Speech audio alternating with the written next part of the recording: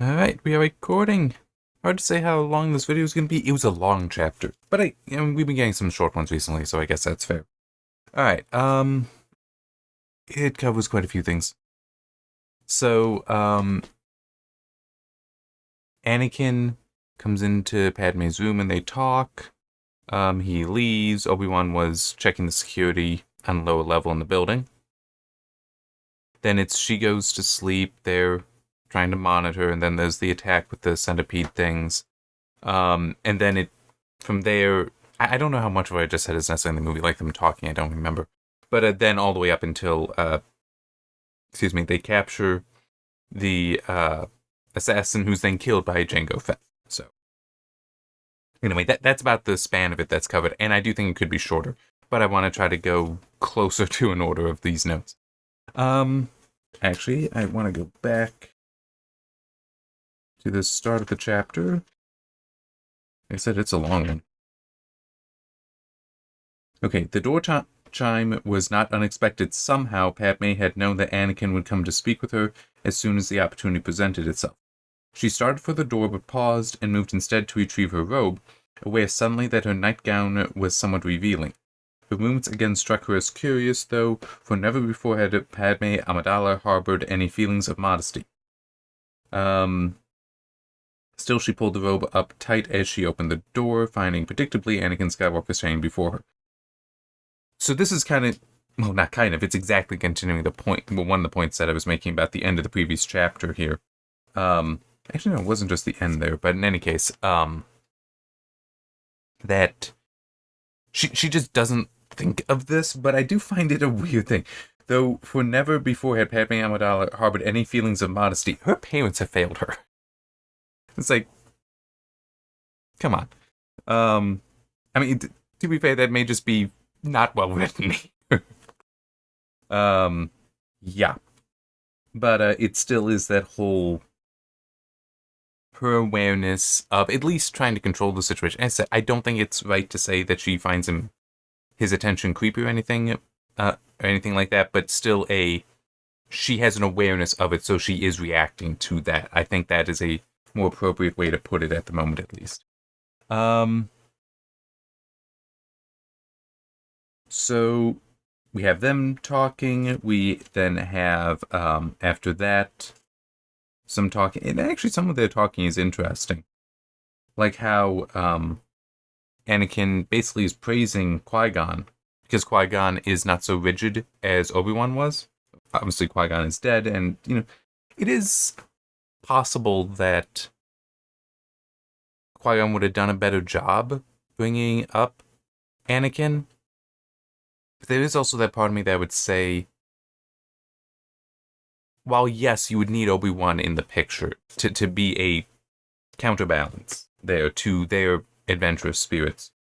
Basically, Qui-Gon might be a better role model in some ways that Anakin would listen to, but might not be appropriately controlling of Anakin, or be able to impart discipline onto Anakin that Obi-Wan at least represents. But as we'll get to with a point later on, Obi-Wan is so rigid that while, yes, he has the discipline there, it frustrates Anakin just as Anakin's actions and adventures, or desire for adventure, frustrates Obi-Wan. It's just, like, having that other outlet there that Qui-Gon could have provided if it was the three of them would have made sense. Would have been helpful. Anyway, a lot of the back and forth I actually do like between Anakin and Padme here, and then Obi-Wan and Anakin. Though I do think it is a little hang on. I just want to see if I can find it here. Okay, no, it is over here. How Obi-Wan is kind of insulting Padme. I mean, he's insulting all politicians. That basically they all are only concerned with how they get paid and things like that. And Anakin's like, she's not like that. And it's like, Obi-Wan does also know her, had met her, so it does seem a little odd that there's never like a catch here of he's just teasing Anakin about her. It is like, no, he just believes this even of her. And it's like, you've known her, well, true, you knew her a decade ago, just like him. I mean, come on. It's not... And she is also being targeted in part because she is refusing to give in. Obi-Wan, come on, cut some slack. His similar criticism of Palpatine is fair, though. Yeah, and the Chancellor doesn't seem to be corrupt. And I think this is in the movie. Anakin says that Palpatine's a politician. I've observed that he is very clever at following the passions and prejudices of the senators. And then Anakin, I think he is a good man. Well, yeah. Which isn't too surprising because, though we haven't actually seen it demonstrated yet, it was only mentioned that Palpatine has a kind of fatherly role with Anakin. Somebody who is not as rigid as Obi-Wan, presumably. But as I said, we've not actually seen it. It was mentioned, but we've not seen any evidence of that yet.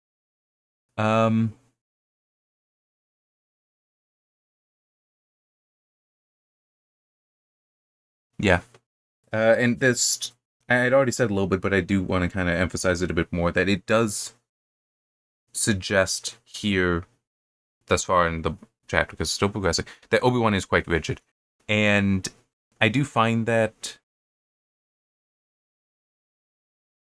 a problem because Anakin isn't, and Obi-Wan is basically just, he continues to double down on it. In fact, there's an example later on that demonstrates this even more, that if Obi-Wan were to relax some with Anakin, I think their relationship would be better, and potentially then that would head off some of the issues later. But I do also wonder if we're going to get... nothing specific is coming to mind for me from the movies where Obi-Wan's rigidity causes a problem beyond the interaction between him and Anakin. And besides that, we'll find out if there is something more in the book. And nothing's coming to mind for the movies. We'll see. We'll see there. Because it's very reasonable that there will be something that happens. So then we get the assassination attempt, and we get the droid. Apparently, it has a defense mechanism, which is kind of neat. So it's not Obi-Wan jumps through and is holding on to and is pulled through Coruscant, and apparently it's also releasing electrical shocks to try to cause enough pain for Obi-Wan to let go. Obi-Wan isn't going to, so instead he reaches in to grab a wire and yank it. Why there's an exposed wire he can get to, I don't know. But he then starts trying to put it back because it also turned off the droid. Apparently, though, you reconnect and it's like, oh yes, I'm going to continue to fly to where I was trying to go. Yeah, and it's a bit more involved there, and it's like, I kind of appreciate what it does there, because we get that, it then cuts to Sam Wessel, the assassin, watching them and seeing the attempts that the droid is trying to do to get rid of Obi-Wan. And then she pulls out the rifle and starts shooting. So I like that better, because at least it is showing this with the tension of she is paying attention to this and figuring out how to respond. The reason why I want to stress that point there is when we then get to Anakin arrives and starts chasing after her in the speeder. That goes for way too long in the book. Yeah, let me actually see if I can count the number of pages, but I mean, it is a lot.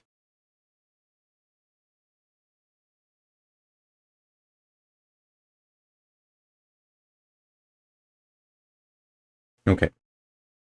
1, 2, 3, 4, 5, 6, 7, 8, 9.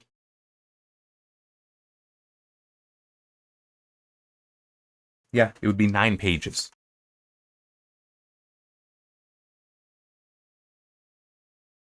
Wait a minute. Oh, I just realized I skipped some stuff. Well, that's fine. I'll finish with this. It actually kind of all relates together, but it still is, I don't like this, because this is way too much. And we get it. He's a very skilled pilot. You can achieve that in like 2 pages, not 9. He's also really aggressive. Anakin is really aggressive. That's fine. You actually established that earlier. That's the point that I accidentally skipped over. It does also help establish the kind of relationship between Anakin and Obi-Wan. But again, I think you can do that in that 2 pages, or let's say 3 pages, so you're giving some more of their dialogue back and forth. That's fine. That's a third of 9 pages.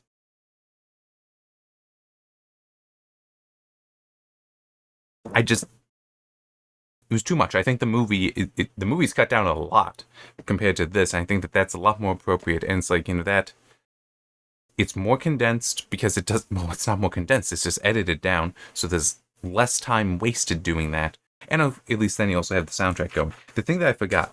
So everyone jumped through the window and is holding on to the droid. Anakin then has to go through the building to get out and chase after them. To do this, he is so impatient and so aggressive, the elevator door is closed. So he takes the lightsaber, cuts it open, or at least cuts the lock so it opens, jumps down, doesn't even pay attention to where the elevator is in the shaft or which way it's going, just jumps down, grabs onto the some sort of pipe in there, sliding down that, and then he realizes, oh, there's the car, and it's coming up. So he force pushes. Hang on, I just realized. Well, there. Didn't mean to turn the tracking on. Realizes that it's coming up. So he has to force push down so that the speed levels off so he can land on it. And it's like, this is going the wrong way. Lightsaber out again, cut into the top of the elevator car to drop down in there. And by the way, there's 2 senators in there. These are the senatorial apartments. He's just cutting things up, jumping down in there. And it's like, you going to a parking garage level or something? It's like, no. Damn it. He hits the button to stop, uses the force to squeeze the brake so it stops sooner. It's like, open the door. And a senator just holds up a finger to tell him, be quiet. Hits the door open button. And then they open, he has to climb. But it's like, and he steals the car. There's so much damage when chasing after the guy. I mean, it's one of those I have expected in the next chapter. Yeah, Anakin starts quietly in the Jedi Council chamber. I have expected them to be like, you just pushed our insurance rates up. It's like, do you have any idea how much damage you just did? Well, I had to protect her. You could have done it more calmly. I was like, but what benefit did you gain in speed here by scaring senators and cutting up the building with your lightsaber?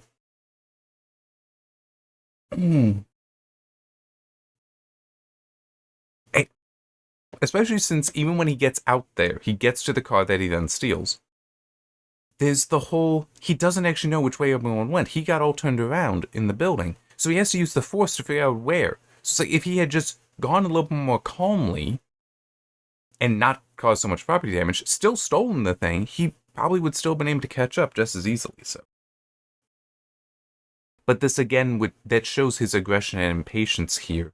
So you don't need that in the speeder chase itself. The speeder chase itself is just serving to show his piloting skills and the interaction between he and Obi-Wan as far as and it is in the movie, and it's mildly comical. The whole, oh, I forgot, Master, you don't like flying. It's not flying, I don't mind. This is called suicide. And it's like, that stuff back and forth. Which is, as I said, it's kind of comical. Does help build their relationship, but you can still do that in far fewer pages. Alright, what's the next thing that I got? Oh yeah, actually, I do want to mention that as well. Okay. I mean, it's just, I'm not sure how much I'm jumping around these. So, Wessel, in that first attempt to try to kill Padme, had actually placed explosives at the landing pad. Okay? So it's not like, fired a missile, something coming. Place explosives there. Now, this is actually important to me, because it is mentioned earlier in the chapter that they had actually used multiple false paths for how they were going to come in to the landing pad. It's like, wait, so you always going to use that landing pad? Yes.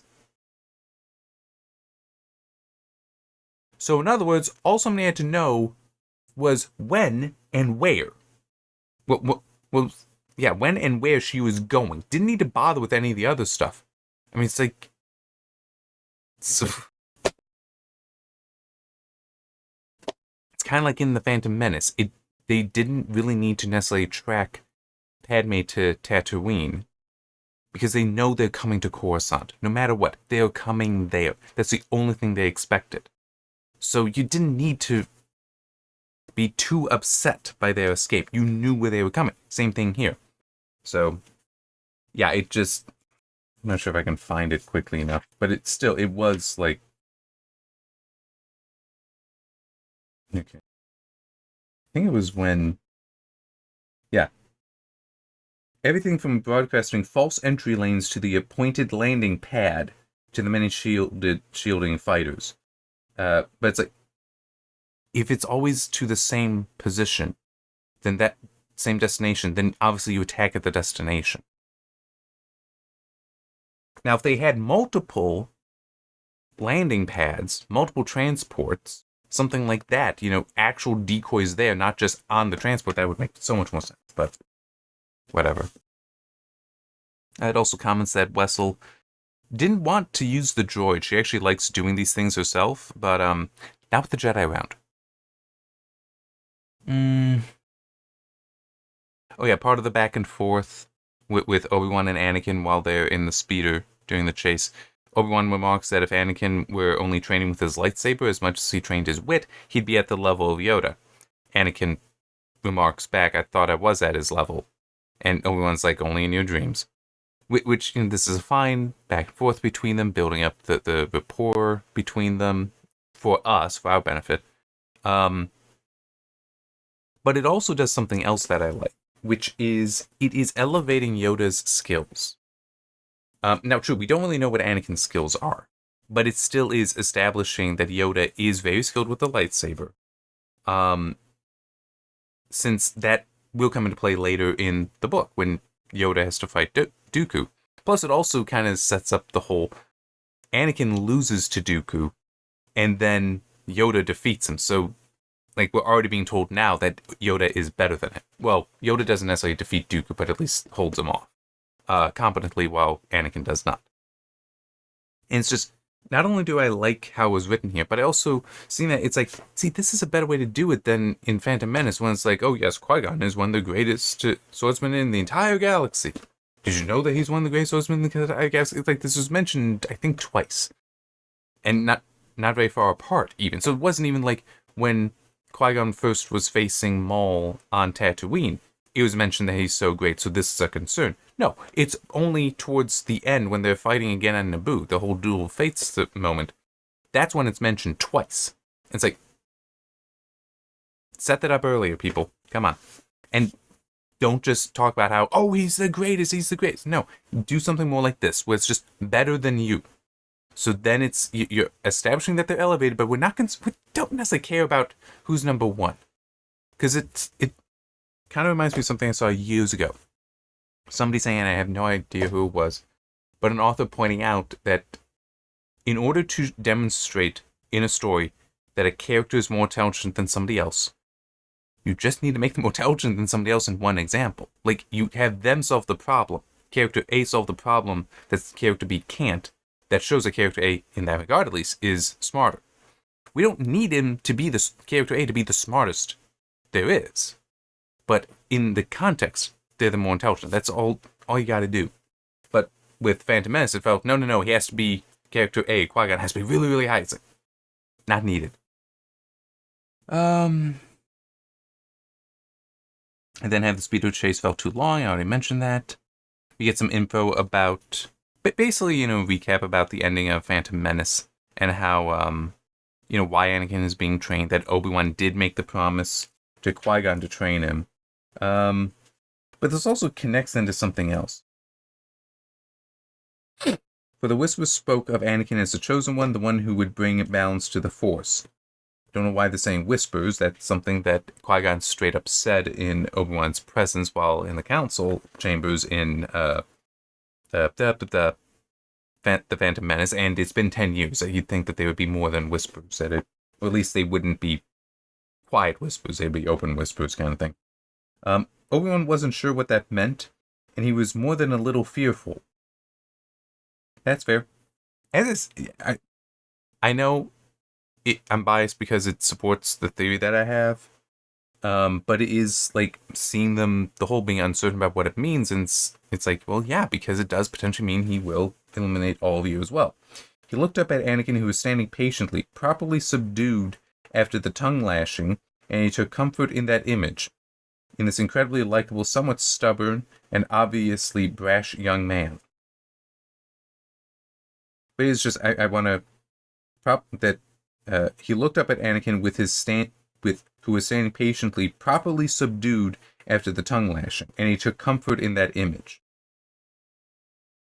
He hid his smile only because it would not do for Anakin to understand himself forgiven so easily for his rash actions and the loss of his weapon. It's like, I get this, but this is the whole rigidity of Obi-Wan that is potentially an issue, because even though there is a love between these two, that hiding the forgiveness there, that's going to become, if it hasn't already, such a habit that it will be a source of frustration and a wedge between them. I'm just trying to think of any other examples, but none are immediately leaping to mind. But it is just the whole, you do need, Obi-Wan should let him see that smile sometimes. And, let him know that, yes, he is forgiven. That, I know you are trying. Because, plenty of times, I try, Master, and I think he says it again a couple times later, or a couple times earlier. It's like, I know. And it's almost like a recognition from Obi-Wan. I know we're different, and I know I'm never going to be as rash as you, and you're never going to be as disciplined as me, but you have to learn this discipline. It is dangerous for you not to. And I think, yeah, the Force was too powerful a tool. No, not a tool. That was the problem. An unwise Jedi might consider the Force a tool, a means to his own ends. But a true Jedi understood that the Force was a partner on a concurrent course, a common pathway to true harmony and understanding. It's like, the habit that Obi-Wan's forming here is technically also one that is going to inhibit honesty between the two characters. So how can Obi-Wan properly explain this greater teaching to Anakin when so often he's not even telling him it's okay? I know you're trying, and I completely believe that you are trying, but this is part of your nature. It's like, there's nothing wrong with that, because then it's also, you acknowledge that, and then you can work with Anakin to try to work through that. To be like, okay, how can we get you to understand how to properly approach the Force? How can we do this? It's like, you can't do that if you're constantly putting him down and all that. I mean, I'm sorry, it's just, I understand why it's in the story. It has to be, because this is how these characters are this is how they differ, and is part of setting up Anakin eventually falling and becoming Vader, because they don't really have that healthy relationship. But it's frustrating to see, because it's like, come on, man, why can't you see it? One thing I find, I got 2 more notes left here. A point is, the note I have here is, a point is made of Anakin sensing Wessel as a woman, and I'm not sure why. It's like, a point is made about that, nope, that's not it. She went into the club, Master. Obi-Wan patted his hand in the air to calm the Padawan, not even registering Anakin's surprising use of the feminine pronoun. So, this is written in here. It's not until a little bit later, but it's like, I'm not sure why it necessarily matters here. Like, if Anakin hadn't noticed, the remaining events wouldn't change. So, or if Obi-Wan had also noticed, that too would work. Or if Obi-Wan just noticed here what Anakin had said, nothing changes. This is a really irrelevant point, it seems. So yeah, I'm not sure what's going on there. But also just going back to the rigidity, because it's right here, is that Obi-Wan is like, here's your lightsaber. Nope. Do you understand how important this is? Nope. But this is a Jedi's most important tool. Nope. You need to understand it. You can never be without this. Dude, seriously. It's also really stupid. I'm sorry, because it's like,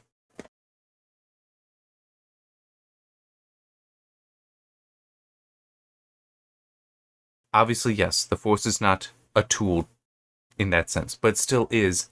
That's greater than the lightsaber. And there is also the light elevating the lightsaber in that way is again the whole they are warriors. They take children from their families at a young age and make them child warriors. Child soldiers. They're not good guys.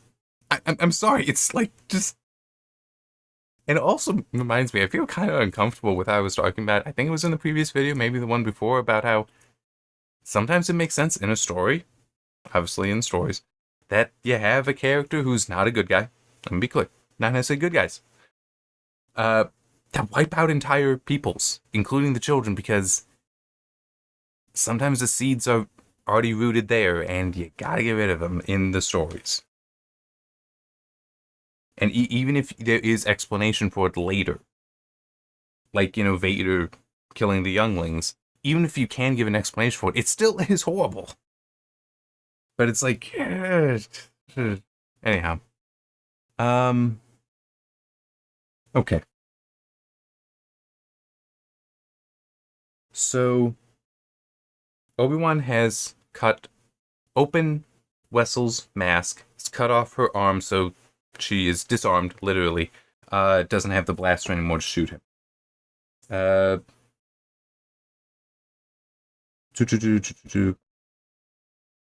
Obi-Wan motioned for Anakin to help him, and together they helped the assassin out to the street.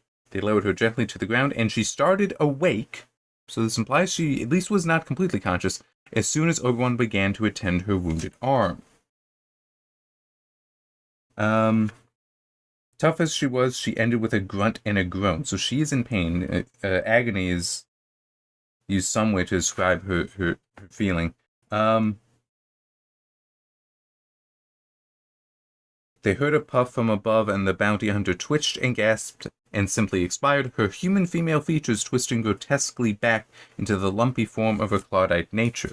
Now, earlier in... I'm not sure if I'm going to be able to find it, in the speeder chase, it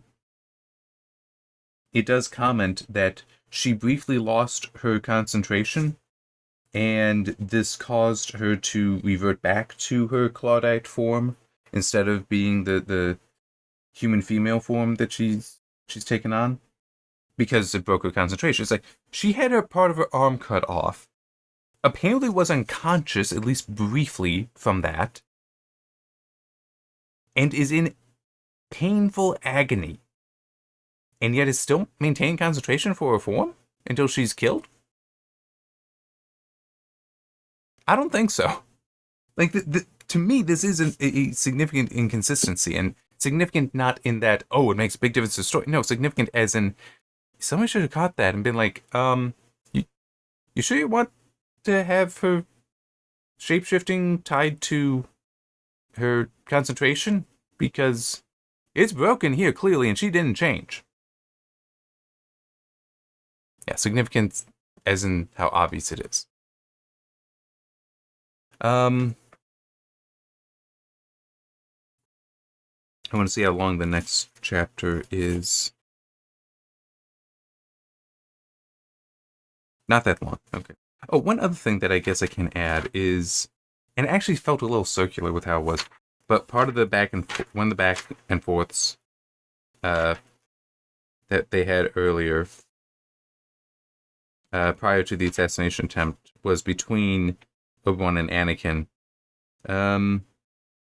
Obi-Wan, which is also interesting, because Obi-Wan is aware of Anakin's dreams about his mother, but earlier in the prelude, it did say that Anakin wasn't going to talk to him about it because he had other things, higher priorities for him.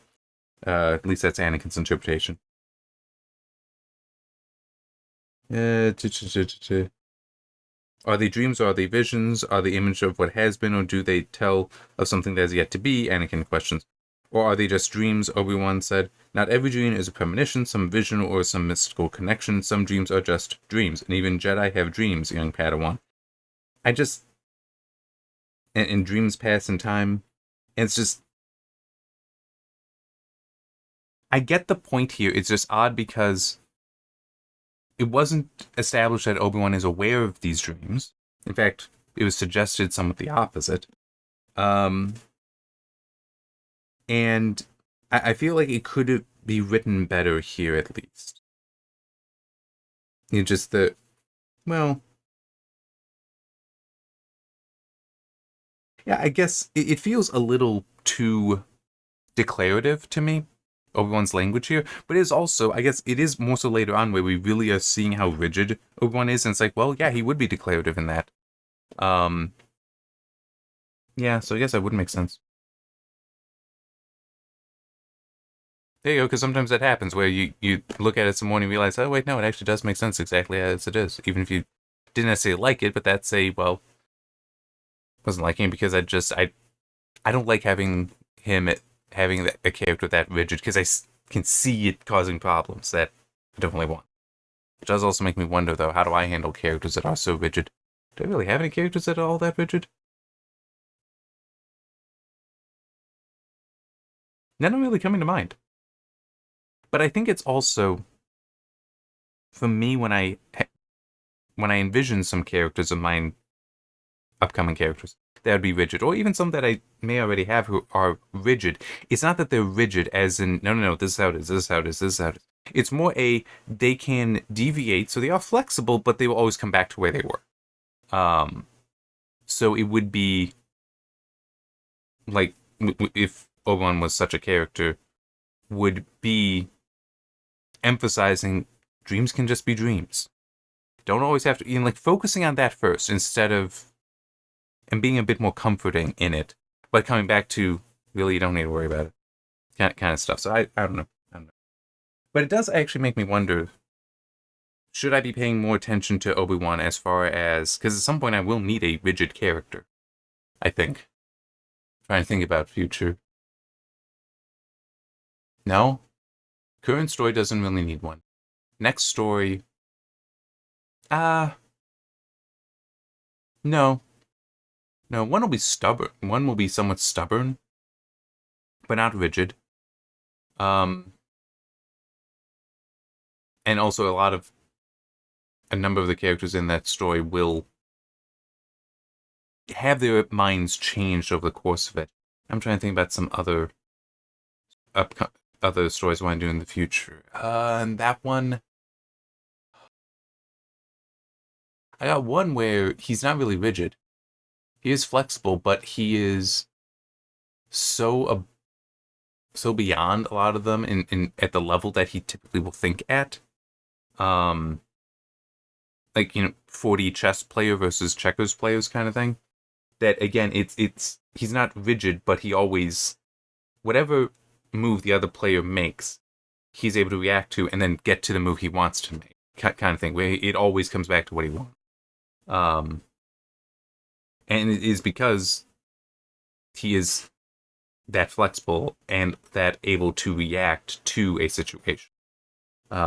Which, by the way, I want to say that one thing I find funny, and I mentioned this in one video previously, and I should stop soon, I know, but I kind of want to keep on this point, is that some of the so-called best villains that I've seen in some stories, oh no, that was for something else where I talked about it, but anyway, like a different channel where actually I know I talked about this. Some of these best villains, it's like, oh, they have a great plan. It's like, no, they don't. They actually don't. The plan is incredibly simple. Where it's like, yes, I just want to achieve this, and I set these things up to help to support achieving that. But also, in some of those examples, none of those things that are set up matter. The person is able to achieve it themselves as well. Where they are so powerful that even if all their subordinates are killed, they can still continue on. It's like, that's not a great plan. That's just observing the board, paying attention to the pieces, and making sure that your own moves are the right ones. Whatever the other moves are, including your subordinates, because they might make moves that you don't necessarily want them to make. It doesn't matter. You are able to singularly focus down on the thing you want and navigate to that regardless of all the rest, but you do try to craft the board to your favor. It's like that, and that, I think, can be a very good way to have certain characters anyway, not all. But that to me is not rigid. That is somewhat flexible, and I know I will have some characters that'll be like that. Obi-Wan doesn't seem like that. seems much more rigid in that Anakin would be one of the pieces on the board for Obi-Wan, but he really wants Anakin to only make the moves he wants him to make. He has to accept that Anakin will make moves he doesn't necessarily want to make. He doesn't necessarily want Anakin to make, but he still is, please do it this way, And okay. It will be interesting to see how some of this continues. I'm just trying to remember with the movie. I mean, it really, I think what I'm going to be most interested in is this next chapter with the whole Anakin in front of the council and how that's going to be going. Also, what we end up seeing, if we end up seeing Anakin with Palpatine. Because I do feel that has to happen in these upcoming chapters, because it's not long after this, if I remember the movie. It's been a while. And Phantom Menace is my favorite of the 3 movies, so I don't necessarily remember as clearly the other 2 of the prequel trilogy. But it would have to happen before he and Padme go to Naboo, Obi-Wan goes to Geonosis, and then ultimately Padme and Anakin go to Tatooine, and then come to Geonosis. It would have to happen while they're still on Coruscant, which will probably only be the next few chapters, I would think. Although I'm not sure, because I think there's 20 chapters we're not even to... How many chapters are there? Yeah, 24 chapters in total, and next chapter is 9. I mean, true, there's a lot of things that still have yet to happen, but I don't know how... I could believe that we may still be on Coruscant for a while. Anyway, we shall see. And see you next time.